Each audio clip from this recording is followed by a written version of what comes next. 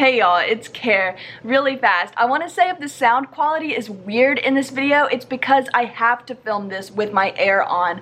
I've been trying to film with my AC off, but now that it's gotten so hot, I can't do it. I'm so hot, I feel really sticky. But besides that, it's a beautiful day here in Georgia today. It is so sunny outside. We might have some weird lighting things because there are a lot of clouds in the sky, and I'm using some natural lighting, and it might get dark, it might get bright. I'm gonna stop talking about the weather and start talking about the books because today is my June wrap-up. I love filming my wrap-ups, and I am going to be ranking these from my least favorite books of the month to my very most favorite books of the month. Let's get started with some stats. I read 10 books in June, but I actually have 11 books on my list today because I didn't have any 5-star reads in June, and even though I had like a ton of 4 stars, I didn't have anything that just really grabbed me as a new all-time favorite or like anything even that would qualify as a 5-star. But I was in the middle of this other book that I'm gonna save until the end because it was my favorite book of the month. Well, you know what I mean. I finished it this morning and it is now currently July, but I just wanted to go ahead and put it on the list because it is at the top of the list, and I think it's something exciting to look forward to at the end of the video because I have never mentioned this book. I haven't even told anyone that I'm reading it because I listened to the audiobook and read it so quickly. So yeah, that's my #1 book of the month, and that's my only 5-star book. Let me count up the 4 stars really fast. I had 2 4.5-star books, 4 4-star books, 3 3-star books, and 1 2.5-star book. The only other stats that I have for you are that 4 of the books I'm going to talk about today are romance books and 7 of them are thrillers. So I didn't read any horror, I didn't read any lit fic, just some romances like rom-coms and some fun mystery thriller books to talk about today. Let us start things off with my least favorite book of the month, which was Someone We Know by Sherry LaPena. And I don't know why I keep reading from this author other than her books are very easy to read and they're very bingeable. Thank you to Jess from Books Past Bedtime for sending this book to me for Christmas last year. This is a thriller book. It takes place in a suburban neighborhood, and it starts out with this young boy, like a teenager, breaking into other people's houses and kind of like messing with their computers. He's an aspiring hacker, and then his mom finds out. His mom and his dad find out and try to put an end to it. In this same neighborhood, we know that there is a woman who is missing. We also think that there is a murder that has happened. We don't know if any of this is connected at all, and then it's just like a very dramatic book from there on out. But just for me personally, they're never going to really stand out in my mind after I put them down. Do you know how in the show American Horror Story, there are different seasons, but the cast always stays the same, so we just have these same people playing new roles in each season? That is exactly how I feel about all of her books. I feel like we could have the same people in her books over and over and over again. Like, all of her characters feel the same, and I never care about anybody. And when I'm trying to like root for people in a book, I really want to feel like they're fleshed out characters instead of just like, okay, here's the token dad, the token mom, here's the sketchy one, here's the angsty son, here's a mistress, here's somebody who pops up out of nowhere. Her characters just tend to be a little formulaic, a little predictable for me, and I think that this was the final nail in the coffin that has gotten me off my suburban paranoia kick. I just feel like things have gotten a little too predictable for me to continue with these like suburban drama books for now, at least. I am sure that I will be back in the future, but for now, yeah, it's the end of an era. Now from here on out, for the rest of the video, all of the books that I'm going to mention are 3 stars or higher, so just as a little reminder, if I rate a book 3 stars, then my general reaction is just, okay, that was good. Yeah, I would recommend that to people. So now with all of that out of the way, the next book that I want to talk about is called The Date Swap, and I'm not going to stay on this book for too long because I think that it is actually exclusive to Scribd. If you are thinking about joining Scribd, I've got a link in the description box, but please do not go download Scribd just to read The Date Swap because it was just okay. It was this fun little book. It's a romance, it's a rom-com, it's very wholesome, and it's about these 2 different people, a man and a woman, who just have this chance happening at an airport. They start talking and they realize that they're both flying out to Hawaii, and they're both going to weddings that they don't want to go to for whatever reason. So then once they get there, they pretend to be each other's dates to the other person's wedding that they have to go to, and it was just like a really fun time. I really had a lot of fun reading this. It was perfect for the summertime, and it is incredibly short, so I would like recommend this one if you already have Scribd and you're just looking for something light, like maybe to read before you go to bed at night, or maybe to read at the pool if you want to take your Kindle or something. I thought that it was really fun. Moving on to the end of a different era, I finally finished One to Watch by Kate Stayman London. I've been reading on this book for a little over a year. This initially started as a buddy read with Mare from Mare Reads a long time ago, like when this book first came out. She finished the book, I did not. I am really notoriously bad at buddy reads and I really deeply apologize for that, but this book just was not doing it for me. It is a solid 3 stars, I guess. It just wouldn't end. If we had cut 100 pages out of this book, this would have been probably 4 stars for me.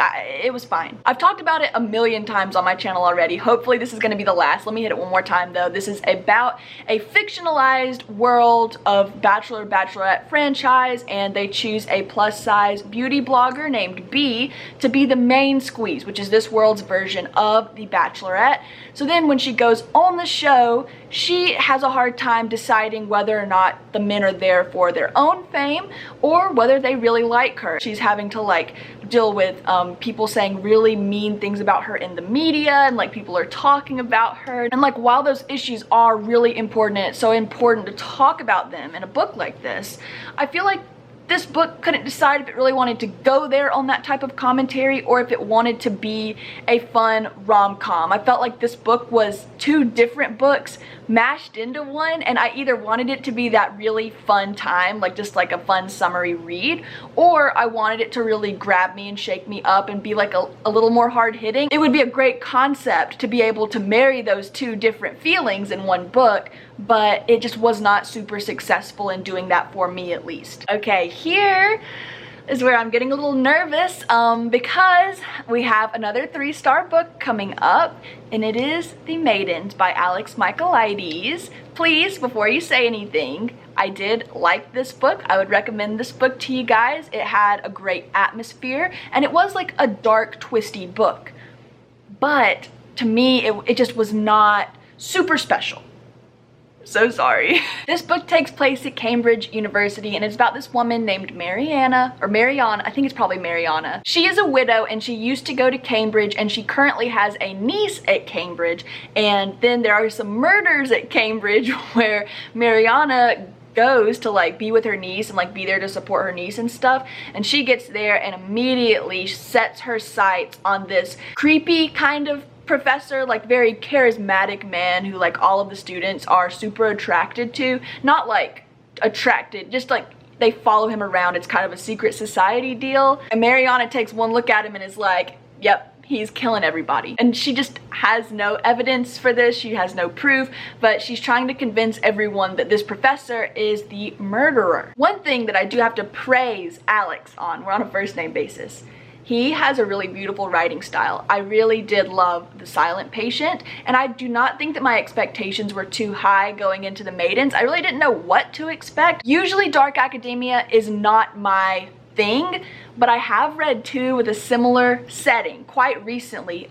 One was The Stranger Diaries by Ellie Griffiths, which I will just never shut up about. I think that that mystery is so good and it's so underrated, but also I just finished They Never Learn like a few months ago, and that is one of, if not my favorite books of the year so far. So for The Maidens to have that similar vibe going on where I was just like, oh my gosh, we're walking through the fog, we're on this campus with all the beautiful stone. I was actually picturing my college campus because my college has like, it was just vibey. So I was really having so much fun the first half of this book. Oh, the chapters, unbelievably short. I mean, I was flying through this. I read this in about a day, which rarely happens. It just felt like there was a lot introduced right up at the front, and then there was nowhere for the plot to really go except for the murders to continue. Like, my theories were not constantly changing. I just kind of had a theory at the beginning, and then it turned out that that was kind of right. I didn't guess everything down to the last detail of what was going to happen, but just in general, I saw where this book was going, which might be satisfying to some readers because I think that there are definitely clues in here where you can put things together. I don't mind feeling tricked. Like, I kind of wanted to feel tricked. I wanted to feel like, oh, this is obviously what you should be thinking, but aha, you're wrong. that moment never came, and it left me a little disappointed. But I did like it. Don't go around spreading lies that I didn't like the book. I liked it. It wasn't great. Next, I want to talk about Bathhouse by PJ Vernon. And I know good and well at the beginning of this, what am I doing? I know that at the beginning of this video, I said that I read four star books this month, but now that I am like looking at this book and remembering reading it, I think we might go to a 3.5. I actually read this book in a reading vlog where Lenny, my dog, chose what I read for a weekend. This was one of his picks, or I guess this was his only pick. And I just gobbled it right up and then like felt like I really needed to slap a rating on it just for the video because I wanted to like give it a rating in the vlog. But sometimes I really like to sit on my ratings for a while and think about it, and now that I have, I think I'm gonna take this to a 3.5. I still really liked it, and I think that you guys are probably gonna like it too, but it's not quite a 4-star book. This is a thriller that just hyper focuses in on this couple. Their names are Oliver and Nathan, and they're having some problems just in general in their relationship. And the book actually starts with Nathan out of town and Oliver going to this bathhouse. He's totally planning to cheat on Nathan, but while he is there, he actually gets attacked and kind of assaulted, and he has this huge bruise on his neck that's the shape of a handprint, and now he has to like string up this web of lies because he can't tell Nathan exactly how he was attacked, because then that would give away that he was like going to cheat on him. So I just really loved the setup, and the first 50-ish pages really had my heart pounding, but then everything up until the last 50 pages was a little underwhelming. We had a lot of paranoia going on, and I talked a lot about this in the vlog. I'll put it in the description if you want to go watch it and see all of my full thoughts.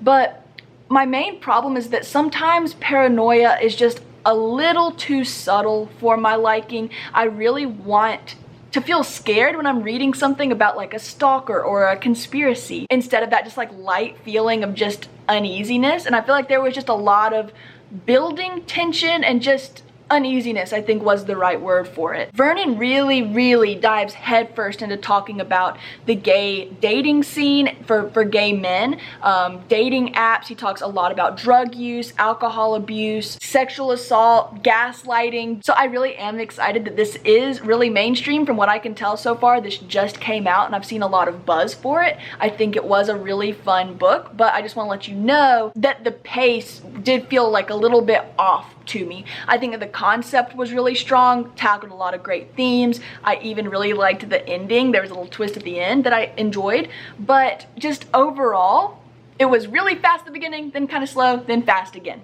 So that is the review for Bathhouse. The next one, I'm just gonna let you know now. I really do honestly feel like this is just a bad opinion on my end, but I actually can't help it. I really liked this book. Hairpin Bridge by Taylor Adams. This was the second book that I read in that vlog I was just talking about, so again, it's linked in the description if you want to go watch. I have seen a lot of bad reviews for this and a lot of just meh reviews, and I thoroughly enjoyed Hairpin Bridge. What can I say? I think that Taylor Adams is just really good at writing a fast-paced thriller that I really like. This is about a young woman named Lena, and Lena's sister has recently killed herself, and it was her twin sister.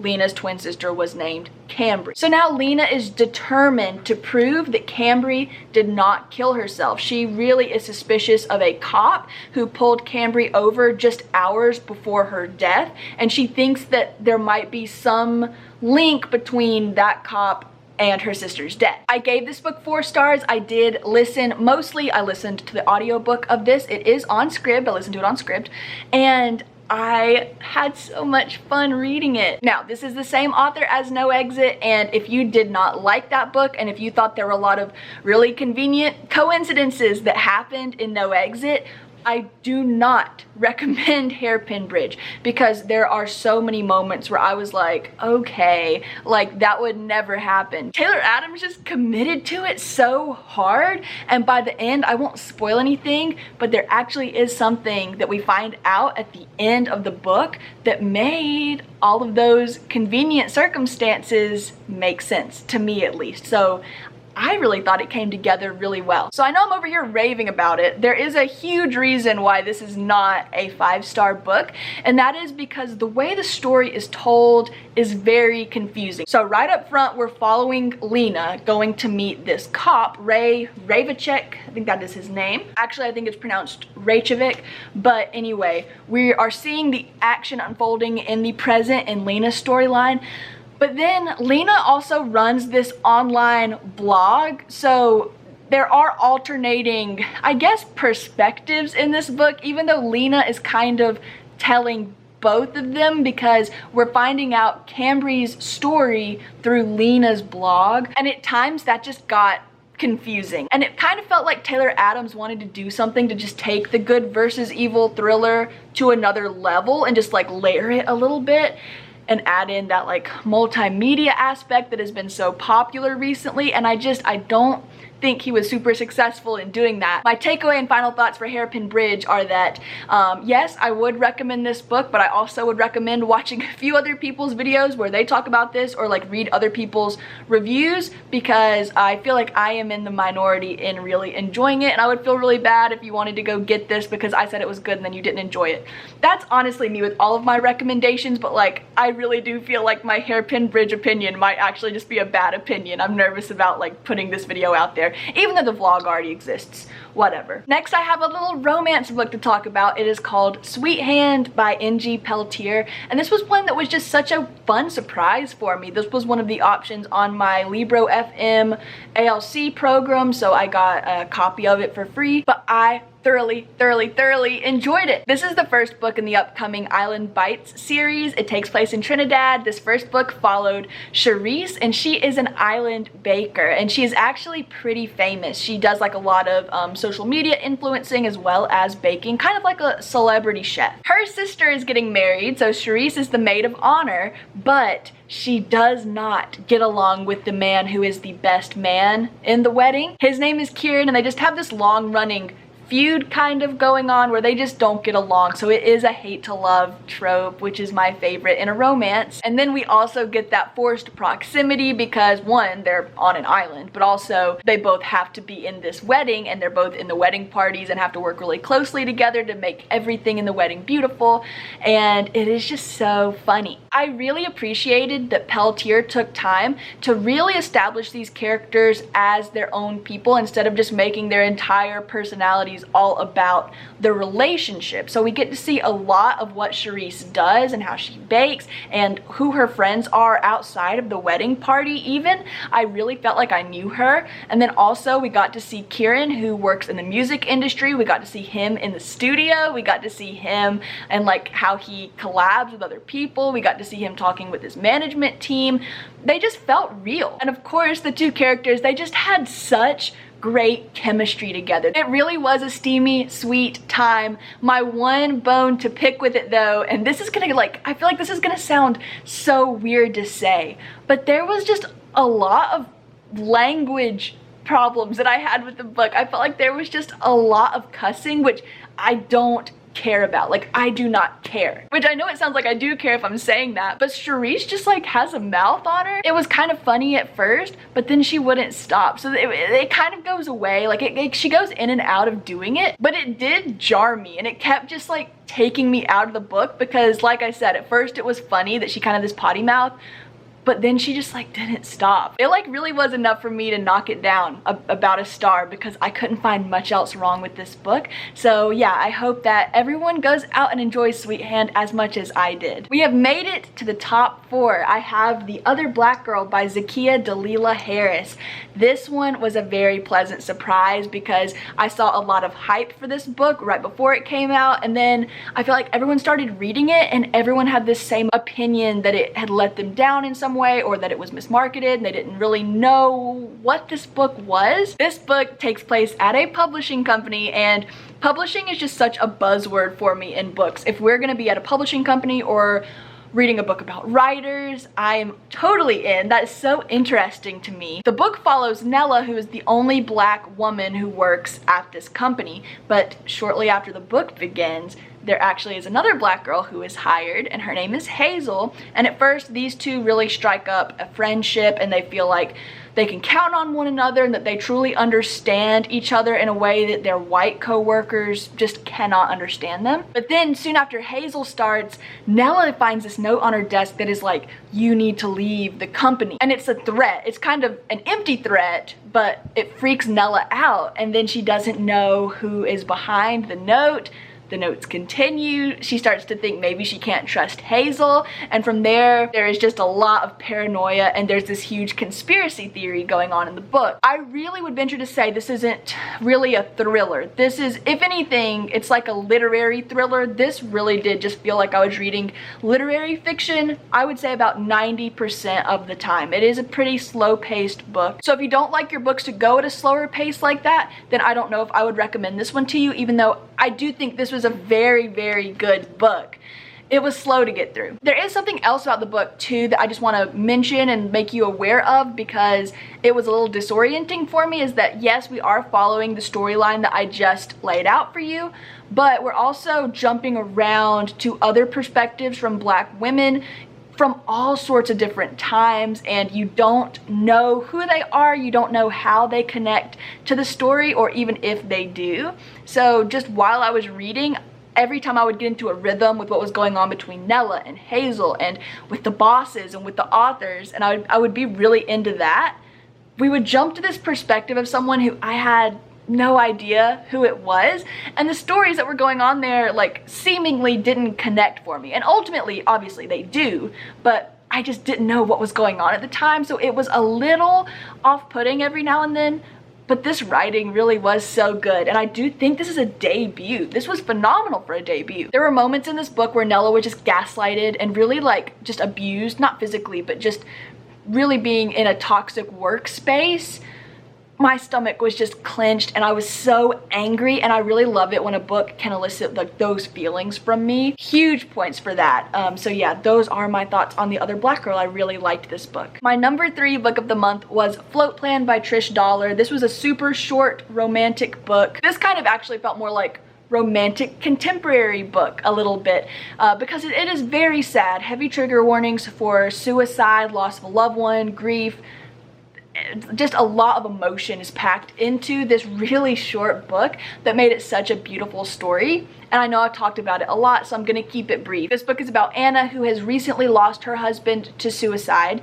She decides that she is going to go out and sail on a journey that she and her fiance had planned to go on together, but then after he died, she still wanted to go on it. And then when she gets out there, she realizes that was really stupid of her and that she should not be out sailing by herself, as inexperienced as she is. So this sailor named Keen comes and helps her, and it's really funny. It's like sad and funny how he comes into her life, but he decides that he's gonna help her complete this journey.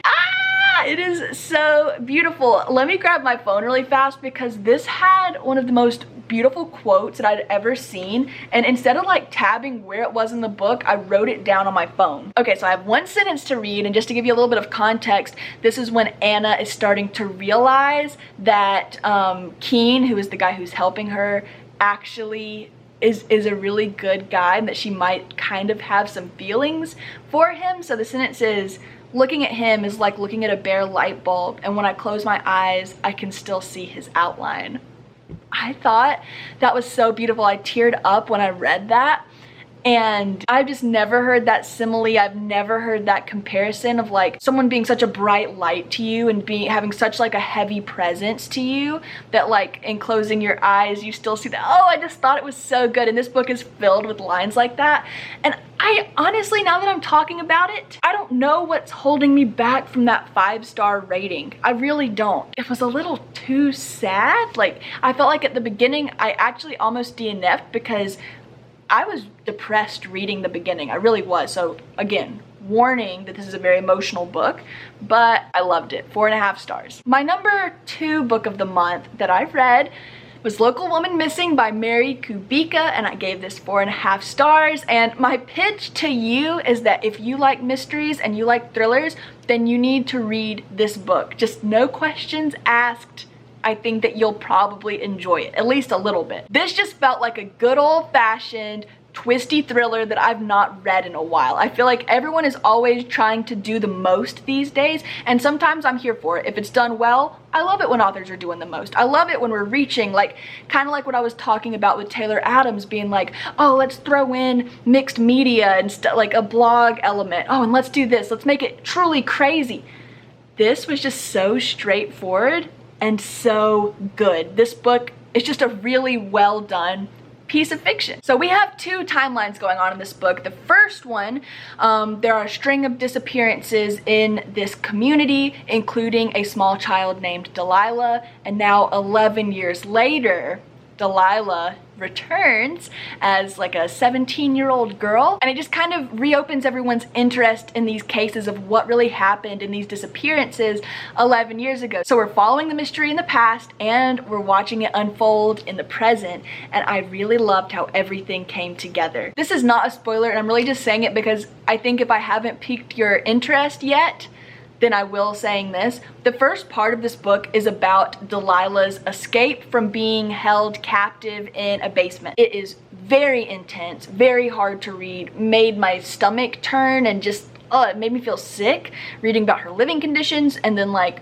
really rooting for her to escape. And obviously we know that she does because that's what the book is about. That's how it's pitched. I just really love that Kubica took time right up front at the beginning of the book to attach the readers to Delilah and make them feel what she had really gone through. And then after Delilah returns, that is when the book splits off into the two different timelines of how did this girl go missing and now what is going on in the town now that she has come back. I would have given this book 5 stars, but I did have one small problem with it. There are a lot of the same characters in each of the timelines. So sometimes while I was reading, I guess I could just flip back to the beginning of the chapter and see if it was 11 years ago or the present day. But sometimes if I'm just reading and it says like Josh or like one of the names and they're doing something that doesn't have anything to do with the missing people or the mystery, I would forget what timeline we were in. And I don't think it's just a me problem. I think that I was confused more than once in what timeline we were in,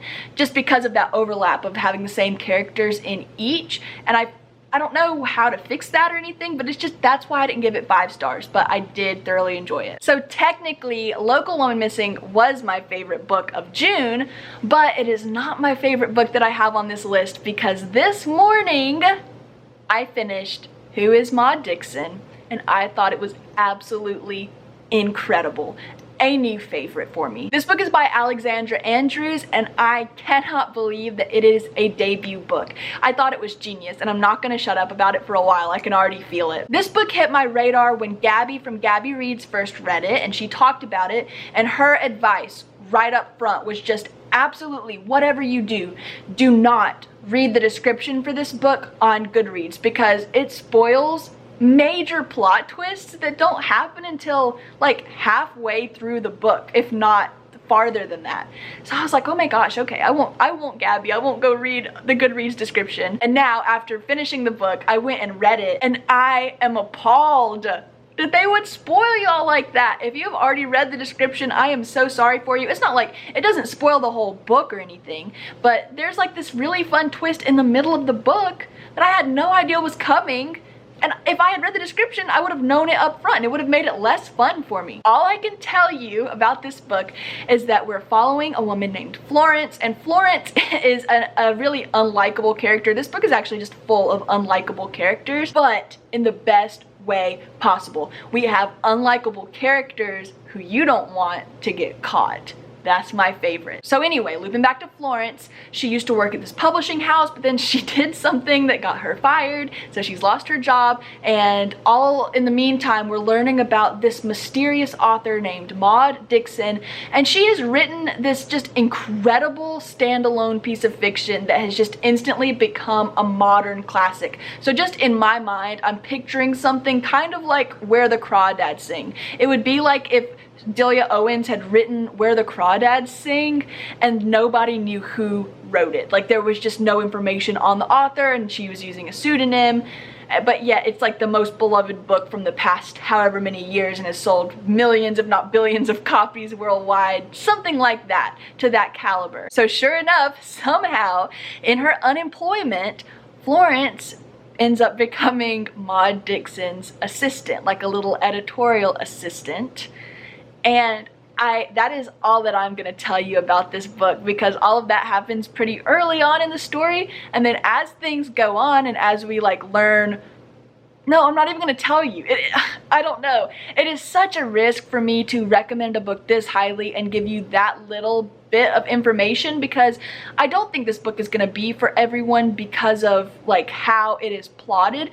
I feel like it is really easy to see what the trajectory of the book is once everything is set up. You can see where things are going. I knew what point A was, and I was pretty sure I knew what point B was, like what the end game in all this was gonna be at a certain point. But I did not know the journey that we were gonna have to take to get from point A to point B.